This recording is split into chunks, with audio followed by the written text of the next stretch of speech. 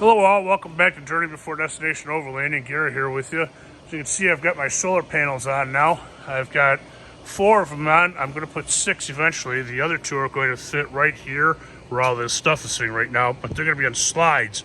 So they slide back underneath here.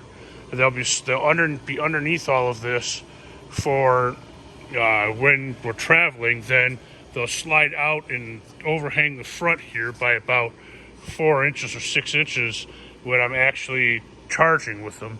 That way, when I'm driving, they'll be back behind the edge of the front of this fan, which will give me plenty of room here to not have to worry about things hitting them. They'll also be very low to the bottom of the front ones. You can also see I've got these, I've used that 1515, which is 1.5 by 1.5 extruded aluminum for this. And you can see the bracket right underneath here. This is how they're going to be bracketed on.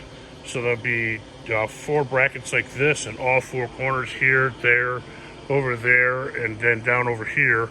And then the center one here is going to be screwed to these outer 2 panels, so it'll be held down that way. And I'll probably put one of these in the middle on each end of this just to hold the center down. And then this one will be held down by 2 brackets on the outside. And then in order to make this so I can slide the solar panels in and out, I made this short. We'll bracket it behind there and then one behind there. This will, with no problem, hold these solar panels.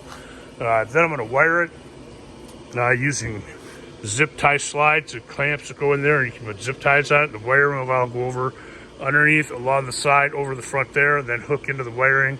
That will be protected by sheathing.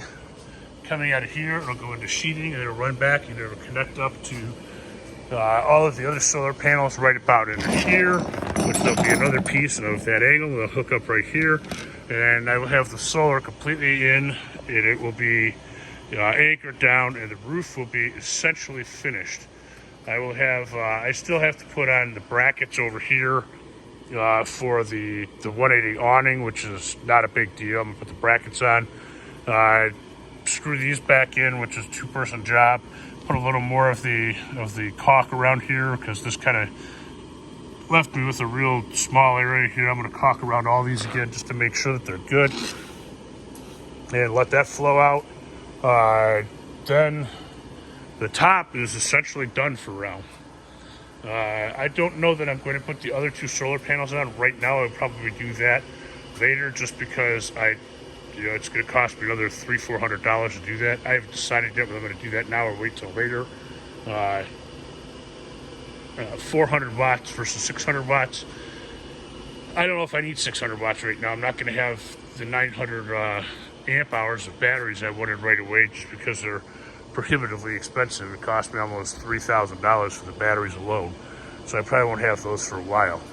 But anyway, this is coming along pretty good. I've got the brackets on for the shower set up over here.